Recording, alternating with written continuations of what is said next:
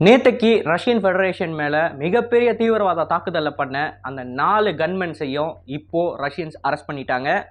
அந்த 4 கன்மெனில் ஒருத்தனை அரெஸ்ட் பண்ணி எதுக்குடா இதை பண்ண அப்படின்னு சொல்லி கேட்குறப்ப அவன் சொல்கிற பதில் ரொம்பவே ஆச்சரியமாக இருக்குது அதை கேட்குறப்ப. அண்ட் இதோட ரஷ்யாவோட எஃப்எஸ்பி இதுக்கும் உக்ரைனுக்கும் சம்மந்தம் இருக்குது அப்படின்னு சொல்லி இனிஷியலாக முதல் கட்டமாக அவங்களோட தகவலை கொடுத்துருக்காங்க. பிரசிடென்ட் புட்டின் இது சம்மந்தப்பட்டமாக அவங்களோட நாட்டு மக்களுக்கு ஒரு ஸ்பீச் ஒன்று கொடுக்குறாரு. ஸோ இதை பற்றி தான் இந்த வீடியோவில் பார்க்க போகிறோம். நான் உங்கள் ஆகாஷ், தமிழ் பொக்கிஷம் வழங்கும் டிபி டிஃபென்ஸ். முதல்ல நேற்று அட்டாக் பண்ணவங்க 3 பேர் அப்படின்னு சொல்லி போன வீடியோவில் சொல்லியிருப்பேன். அது தவறான இன்ஃபர்மேஷன். அட்டாக் பண்ணவங்க 4 கன்மென். இந்த 4 கன்மெனோட சேர்த்து மொத்தம் 11 சஸ்பெக்ட்ஸை இப்போ வரைக்குமே ரஷ்யன் எஃப்எஸ்பி அரெஸ்ட் பண்ணியிருக்காங்க. அண்ட் இந்த 11 அப்படின்னு சொல்லக்கூடிய சஸ்பெக்ட் வந்து நான் வீடியோ மேக் பண்ணுறப்ப இருக்கக்கூடிய நம்பர் இது அதிகமாகிறதுக்கு வாய்ப்பு இருக்குது. அண்ட் போன வீடியோவில் நான் என்ன சொல்லியிருப்பேன் அப்படின்னா 60 பேருக்கு மேலே இறந்துருக்காங்க அப்படின்றத சொல்லியிருப்பேன். ஆனால் அந்த டெத் கவுண்ட் வந்து இப்போ 140 தாண்டி போய்கிட்டு இருக்கு. இன்னும் எவ்வளோ போகும் அப்படின்னு சொல்லி தெரியல. இந்த வீடியோ ரிலீஸ் ஆகி அது இன்னும் கொஞ்சம் நேரம் கழிச்சு ஏறுறதுக்கும் வாய்ப்பு இருக்குது. இப்போ அந்த வீடியோவில் நான் என்ன சொல்லியிருப்பேன் அப்படின்னா கடந்த 20 வருஷத்தில் இது வரைக்கும் பார்த்திராத மிகப்பெரிய டெரரிஸ்ட் அட்டாக் தான் ரஷ்யன் ஃபெடரேஷன் மேலே நடந்திருக்கு அப்படின்னு சொல்லியிருப்பேன். ஆனால் இந்த டெத் கவுண்ட் மட்டும் இப்படியே இன்க்ரீஸ் ஆகிக்கிட்டு போகுதுன்னா ரஷ்யன் ஃபெடரேஷன் உருவான காலத்தில் இருந்து இது வரைக்கும் இவ்வளோ மோசமான ஒரு டெரரிஸ்ட் அட்டாக் அவங்க நாட்டு மண்ணில் நடந்ததே கிடையாது. அவ்வளோ தூரம் ரொம்ப கொடூரமாக நடந்திருக்கு. அண்ட் அந்த ஸ்டேடியம் வந்து அந்த கன் ஃபயர்னால் எரியலை. இந்த நபர்கள் ஃப்ளேமபிள் லிக்விடை கொண்டு வந்து அது மூலமாக அவங்களே அந்த ஸ்டேடியமை எரிச்சிருக்காங்க. எரிச்சிட்டு அந்த 4 பேரில் 2 பேர் ஒரு Renault car, white colour Renault காரின் மூலமாக மாஸ்கோவிலேருந்து தப்பிச்சு கிட்டத்தட்ட 350 கிலோமீட்டர் ட்ராவல் பண்ணியிருக்காங்க. அப்படி ட்ராவல் பண்ண இந்த நபர்கள் பிரியான்ஸ்க் அப்படின்னு சொல்லக்கூடிய பகுதியில் பிடிப்படுறாங்க. எப்படின்னு பார்த்தீங்கன்னா அந்த இடத்துல ரெகுலரான ஒரு போலீஸ் செக் போஸ்ட்டை வச்சு இப்படி ஒரு அட்டாக் நடந்திருக்கிறதுனால செக்கிங்கில் ஈடுபட்டு இருந்தாங்க. அந்த செக்கிங்லேருந்து இவங்க தப்பிக்கிறதுக்காண்டி அந்த செக் போஸ்ட்டில் நிற்காமல் போகிறப்ப அங்கேருந்த செக்யூரிட்டி அஃபீஷியல்ஸ் அந்த காரை துரத்தி பிடிச்சி அந்த காரை நோக்கி சுட்டு அந்த காரை கவுத்தி அதுலேருந்து அந்த 2 பேரையும் தரன்னு இழுத்துட்டு வெளியே வராங்க. அதோட வீடியோஸ் அண்ட் ஃபோட்டோஸ் வந்து ட்விட்டரில் இருக்குது. அப்படி ட்விட்டரில் ரிலீஸ் ஆன ஒரு வீடியோ தான். அதில் ஒரு தீவிரவாதியை பிடிச்சி எதுக்கு இதை பண்ண, யார் உனக்கு இதை பண்ண சொன்னால், எவ்வளோ காசு வாங்கின அப்படின்னு கேட்குறப்ப அவன் என்ன தெரியுமா சொல்கிறான், இதை யார் பண்ண சொன்னாங்கன்னு எனக்கு தெரியாது, டெலகிராமில் மெசேஜ் வந்துச்சு, இந்த இடத்துக்கு போய் இந்த காரியத்தை பண்ணு அப்படின்னு சொல்லி, அவ்வளவுதான். எனக்கு இது வரைக்கும் கிட்டத்தட்ட $11,000 கொடுக்குறேன்னு சொல்லியிருக்காங்க இந்த அட்டாக்கை பண்ணுறதுக்கு. $11,000 வெறும் ஒரு 9 லட்ச ரூபா வரும், அவ்வளோதான். இந்த 9 லட்ச ரூபாயில் 4.5 லட்ச ரூபாயை வந்து தாக்குதலுக்கு முன்னாடி கொடுத்துருக்காங்க. 4.5 லட்ச ரூபாயை தாக்குதலை முடிச்சுட்டு வாங்கிக்கோ அப்படின்னு சொல்லியிருக்காங்க. இந்த 4.5 லட்ச ரூபாயும் அவனோட கிரெடிட் கார்டில் போட்டிருக்காங்க. இவன் சொல்கிறான், இத்தனை பேரை நான் கொன்னதுக்கு வாங்கின காசு வெறும் 4.5 லட்சம் அப்படின்றது அதுவே வந்து பெரிய அதிர்ச்சியாக இருக்குது. இந்திய தொகையில் 4.5 லட்ச ரூபா தான் இத்தனை பேரை கொல்றதுக்கு ஒருத்தனுக்கு நம்ம கொடுக்குறோம் அப்படின்றது எவ்வளோ பெரிய, உலகத்தில் வந்து இப்படிலாம் ஆளுங்க இருக்காங்க அப்படின்னு யோசிக்கிறப்ப வந்து பயமாக இருக்குது. இந்த நபர்கள் வந்து இந்த காசை வாங்கிட்டு இப்போ அந்த அட்டாக்கை பண்ணி முடிக்கிறான்ல, முடிச்சுட்டு அவன் தங்கியிருந்த இடத்த விட்டு கிளம்பி வரப்போ அவனோட ஹோட்டல் ரூமை எல்லாம் இப்போ வீடியோ எடுத்து காட்டியிருக்காங்க. அந்த ஹோட்டல் ரூமை விட்டு கிளம்பி வரப்போ இந்த 4.5 லட்ச ரூபா இருக்கிற அந்த கார்டையும் மிஸ் பண்ணியிருக்கான். ஸோ இந்த காசும் இப்போ அவன் கையில் கிடைக்கல. ஆனால் அத்தனை பேரை கொண்டுட்டு அவன் பாட்டுக்கு உட்காந்துருக்கான். என்ன ஐடியாலஜியில் இவனுங்க இருக்கானுங்க அப்படின்னு சொல்லி எனக்கு சுத்தமாக புரியலை. பார்க்குறப்ப ரொம்ப ஆச்சரியமாக இருக்குது. மனுஷங்கன்னா இப்படிலாம் இருப்பீங்களாடா நீங்கள் அப்படின்ற மாதிரி இருக்குது.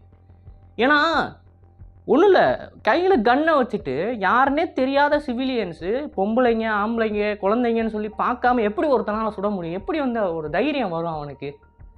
இது ரொம்பவே வந்து டிஸ்கஸ்டிங்காக, ரொம்ப டிஸ்டர்பிங்காக இருக்குது அதை பார்க்குறப்ப.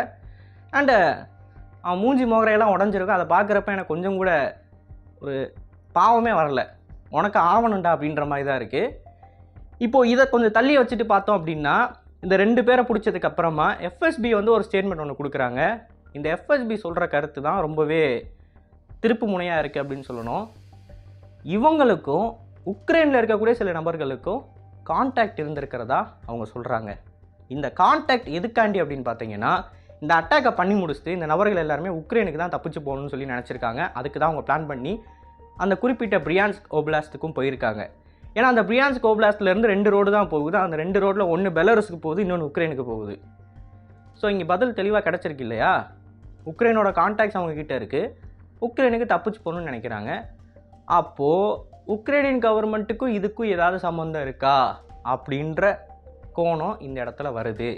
இப்போது இங்கே வந்து தெளிவாக ஒரு விஷயத்தை நம்ம புரிஞ்சுக்கணும். பண்ணது ISIS. ஆனால் இந்த ஐஎஸ்ஐஎஸ்க்கு அசிஸ்ட் பண்ண இருக்கிறது உக்ரைனாக இருக்குமோ அப்படின்ற சந்தேகம் தான் எழும்பியிருக்கு. இந்த சந்தேகத்தை இப்போ வரைக்குமே ரஷ்யன்ஸ் உறுதி பண்ணலை. ஏன் அப்படின்னு கேட்டிங்கன்னா, உக்ரைனில் இருக்கக்கூடிய அந்த நபர்களுக்கு இவங்களுக்கு உண்டான கனெக்ஷனை மட்டுமே வச்சுட்டு கவர்மெண்ட்டை நம்ம லிங்க் பண்ணிட முடியாது. ஏன்னா அந்த நபர்கள் வந்து அவங்க தனித்து கூட இயங்கி இருக்கலாம். கவர்மெண்ட் இல்லாமல் அவங்க வந்து தனித்தனி நபர்களாக இருக்கலாம், காசுக்கு ஆசைப்பட்டு அவங்க பண்ணியிருக்கலாம். ஸோ அவங்களையும் கவர்மெண்ட்டையும் நம்ம டைப் பண்ண முடியாது. அவங்களையும் கவர்மெண்ட்டே டைப் பண்ணணும் அப்படின்னா அதுக்கான எவிடன்சஸ் வந்து இப்போது ரஷ்யன்ஸுக்கு இன்னும் அதிகமாக தேவைப்படுது. அதை கலெக்ட் பண்ணுற முயற்சியில் அவங்க ஈடுபட்டுக்கிட்டு இருக்காங்க. ஸோ இந்த 11 சஸ்பெக்ட்ஸை அரெஸ்ட் பண்ணதுக்கப்புறமா புட்டின் அவர்களுக்கு வந்து இந்த சஸ்பெக்டை பற்றின இன்ஃபர்மேஷன்ஸ் வந்து போய் சேருது.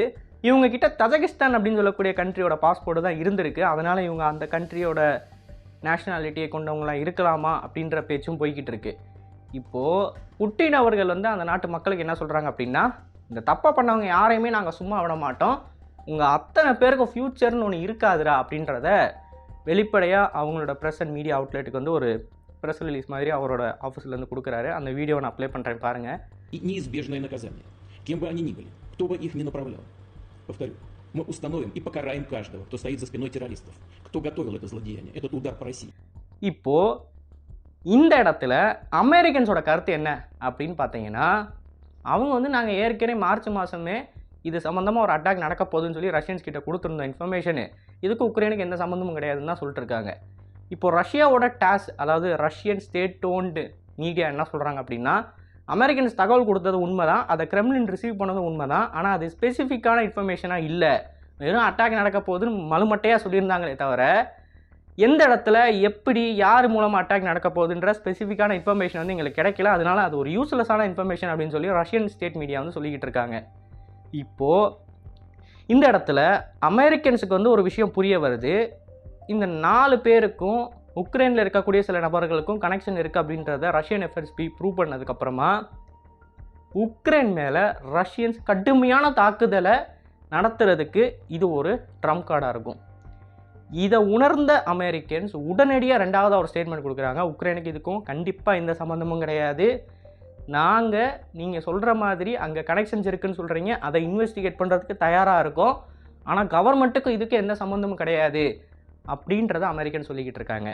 இப்போது இந்த இடத்துல ரஷ்ய மக்கள் அண்ட் ப்ரோ ரஷ்யனாக இருக்கக்கூடியவங்களுக்கு தெளிவாக ஒரு விஷயம் புரியுது, இதை பண்ணது உக்ரைன் தான்டா அப்படின்னு. அது காரணம் என்னன்னு பார்த்தீங்கன்னா, பெல்கிரேட் அப்படின்னு சொல்லக்கூடிய ரஷ்யாவோட நகரத்தை உக்ரைன் கடந்த 2 வருஷமாக ஷெல் பண்ணிக்கிட்டு இருக்காங்க. அண்டு மாஸ்கோவில் டார்கெட்டட் அசாசினேஷனில் ஈடுபட்டு இருக்காங்க. ட்ரோன்ஸை கொண்டு ரஷ்யாவை தாக்கியிருக்காங்க. நேற்றைக்கு கூட ரஷ்யாவோட ஒரு மிகப்பெரிய ஆயில் ரீஃபைனரியை தாக்கியிருக்காங்க. ஸோ இவ்வளவு தூரம் தாக்குதல்களை அவங்க பாஸ்டில் பண்ணியிருக்கிறப்ப அங்கே இருக்கிற மக்கள் உக்ரைன் மேலே சந்தேகப்படுறதுல எந்த விதமான ஆச்சரியமும் கிடையாது. கடைசியாக இது சம்மந்தமாக ரஷ்யாவோட டிஃபென்ஸ் கமிட்டியோட தலைவர் என்ன சொல்லியிருக்காரு அப்படின்னா, இதுக்கும் உக்ரைனுக்கும் சம்மந்தம் இருக்குன்னு சொல்லி நாங்கள் உறுதி செஞ்சிட்டோம்னா இதுக்கான பதிலடியாக உக்ரைன் அதோட பேட்டில் ஃபீல்டில் பார்க்கும் அப்படின்றத சொல்கிறாங்க.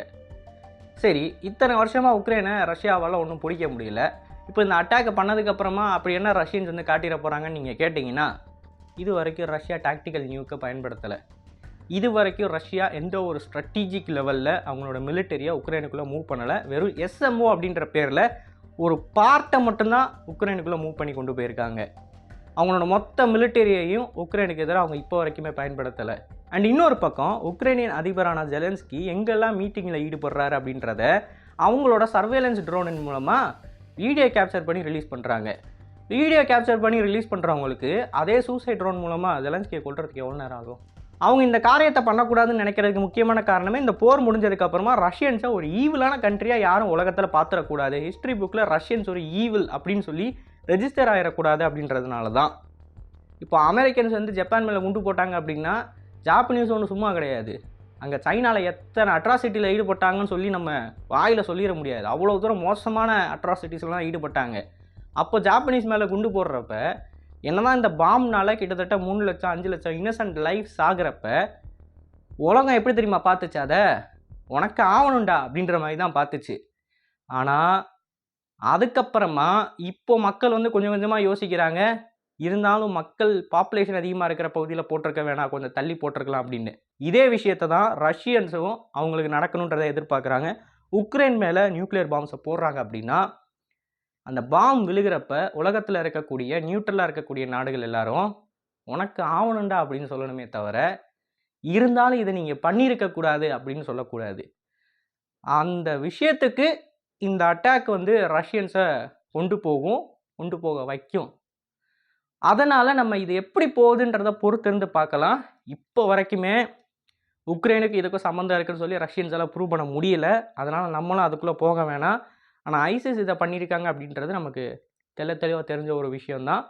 அண்ட் இந்த ஐசிஸில் இவங்க இந்த காரியத்தை பண்ணிட்டு தப்பிச்சு போகிறதுக்கு உக்ரைன் உதவிகரமாக இருந்திருக்காங்களாம், இல்லை அப்படின்னா இந்த ஐசிஸ் இந்த அட்டாக்கை பண்ணுறதுக்கே உக்ரைன் சப்போர்ட் பண்ணியிருக்காங்களான்றது மட்டும்தான் ரஷ்யன்ஸோட கண்ணோட்டமாக இருக்குது. இது எப்படி போகுது அப்படின்றத நம்ம பொறுத்து இருந்து தான் பார்க்கணும். ஸோ இதை பற்றி நீங்கள் என்ன நினைக்கிறீங்க அப்படின்றத மறக்காமல் கம்யூனிஸ்டில் பதிவிடுங்க. நன்றி, வணக்கம்.